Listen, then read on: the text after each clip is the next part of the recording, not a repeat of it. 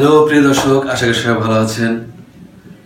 জমি জমার সমস্যা এবং সমাধান চ্যানেলের এই পর্বে আমি আনন্দচন্দ্র দাস আপনাদের সবাইকে স্বাগতম জানাচ্ছি। শুরু করছি আজকে একটি খুবই সিম্পল একটি টপিক নিয়ে, যে টপিকের ব্যাপারটা আপনারা অনেকে জানেন, আপনারা থাম্বনেল দেখেছেন এবং আপনারা অনেকে জানেন। তারপরও আমি ব্যাপারটা একটু বিশ্লেষণ করবো আপনাদের সামনে। বিশ্লেষণ করব ভূমি অপরাধ প্রতিরোধ এবং প্রতিকার আইনে। দর্শক বিরক্ত হবেন না, কারণ এই আইনটার কার্যক্রম চালু করতে কোনো বাধা নেই, কিন্তু বাংলাদেশের 64টি ডিস্ট্রিক্টের কোথাও কোনো জেলা প্রশাসকের অফিসে এ বিষয়ে মামলা এখনো হয়নি। আমি জানি না পাবলিক দরখাস্ত করেছে কিনা বা অফিস গ্রহণ করেছে কিনা, সম্ভবত অফিস গ্রহণ করেননি। আচ্ছা, আমি যে বিষয়টা নিয়ে আজকে আলোচনা করব সেটি হচ্ছে যে এই যে বিজ্ঞ এক্সিকিউটিভ ম্যাজিস্ট্রেটগণ ভূমি অপরাধ প্রতিরোধ এবং প্রতিকার আইন 2023 এর বিভিন্ন ধারা অনুসারে, যে কয়টি ধারা আছে, এর কোনো ধারা অনুসারে কি দলিল বাতিল করতে পারে, এটি দর্শক আজকের আলোচনার বিষয়। কারণ অনেকে কিন্তু দ্রুত প্রতিকার চাচ্ছে। মানুষ দেওয়ানি আদালতে যখন দলিল বাতিলের মামলা করে, তখন দেখা যায় যে সেই দলিল বাতিলের ব্যাপারটা নিষ্পত্তি করতে করতে সেটি 3-4 বছর লেগে যেতে পারে। কারণ মামলার জট আছে অনেক, বা সাক্ষী সুবতের ব্যাপার স্যাপার আছে, প্রমাণের ব্যাপার স্যাপার আছে। কারণ বিজ্ঞ জজ তো আসলে সব জায়গায় সে কোথাও সে যেতে পারবে না, সমস্ত ডিস্ট্রিক্টে তার কাজ, যেতে পারবে না, তাকে বিভিন্ন অফিসের সাহায্য নিতে হয়। কিন্তু বিজ্ঞ এক্সিকিউটিভ ম্যাজিস্ট্রেট কিন্তু সেই ক্ষমতাটা তার আছে। তিনি কিন্তু অন দ্য স্পট বা নিজে সমগ্রভাবে ইনকোয়ারি করতে পারে, বা তার যে তদন্তকারী কর্মকর্তা আছে, ভূমি কর্মকর্তা আছে, তাদের দ্বারা তিনি ডাইরেক্ট ইনকোয়ারি করতে পারে। যাই হোক, কথা হলো যে একজন বিজ্ঞ এক্সিকিউটিভ ম্যাজিস্ট্রেট তিনি কি দলিল বাতিল করতে পারবেন কিনা, এরকম প্রশ্নটা এসেছে দর্শক। কি কারণে? কারণটা হলো একজনের দলিল বাতিল করা দরকার, অর্থাৎ যে দলিলটার কথা উল্লেখ করা আছে বা উল্লেখ করেছেন তিনি, সেই দলিলটা মূলত ফেক। মূলত সেটি যিনি বিক্রি করেছেন, যে দলিলটি সম্পাদন করেছেন বা রেজিস্ট্রি করেছেন, তিনি মালিকই না। কিন্তু সেই দলিলটি নিয়ে ওই লোকটি, যে লোকটির বিরুদ্ধে আবেদন করা হবে, সেই লোকটি দখলে আছে। একে তো ভুয়া দলিল, তার উপরে অবৈধ দখল। কিন্তু সেই দলিলটা তো বাতিল করতে হবে, সেই দলিল নিয়ে সে বহাল তবিয়ত আছে। এখন সেই দলিলটা যদি বাতিল করতে চায়, সেই লোকটা কি দখল পুনরুদ্ধারের জন্য ডাইরেক্ট মামলা করবে, নাকি আগে দলিল বাতিল চেয়ে মামলা করবে? যদি দলিল বাতিল চায় তাহলে কোথায় মামলা করবে? এরকম একটি কনফিউশন এসে পড়েছে। আমি কনফিউশনটা একদম ক্লিয়ার করে দিচ্ছি দর্শক।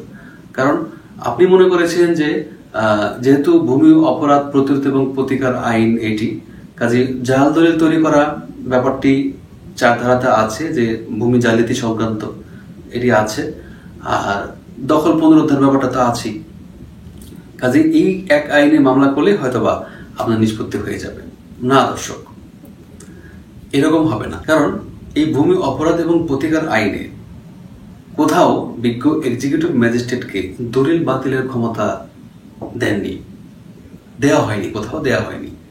4 ধারাতে বলা আছে যে ভূমি বিষয়ক অপরাধগুলো সে প্রতিরোধ করবে, আর 5 ধারাতে বলা আছে যে ভূমি বিষয়ক যে জালিয়াতিগুলো আছে সে প্রতিরোধ করবে।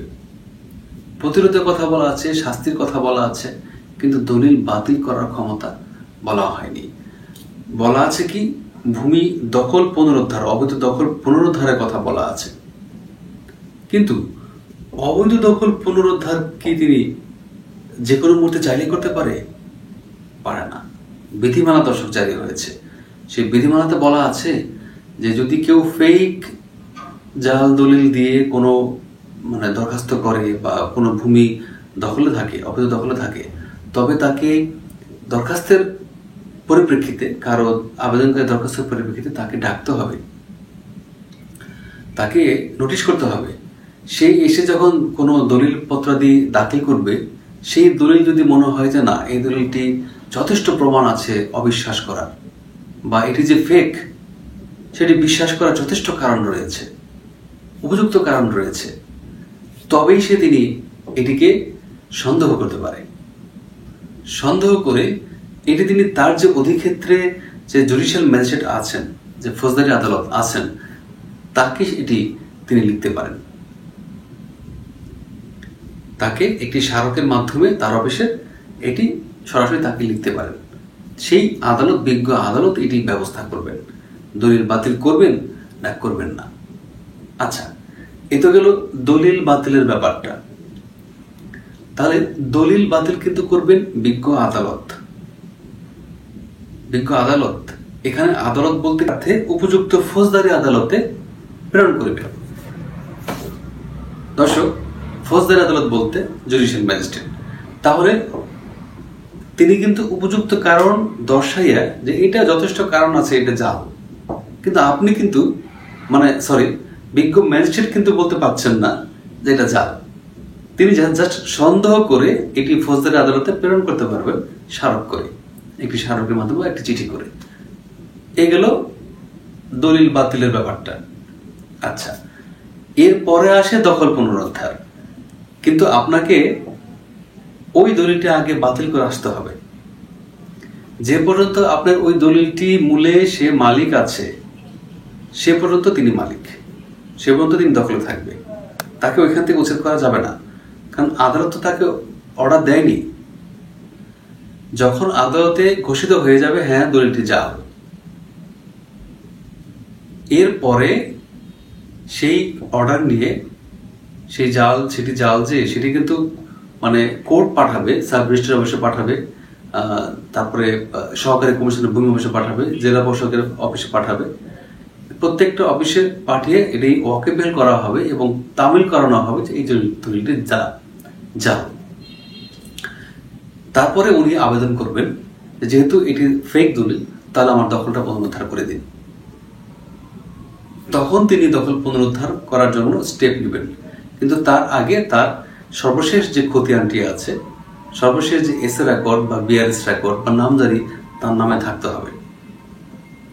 নিদেন পক্ষে সর্বশেষ সেটি জাল করে, সেটি জালটা যখন প্রমাণ হলো, সে প্রমাণ করার পরে তার নামে যেন সে নামজারি করে নেবে।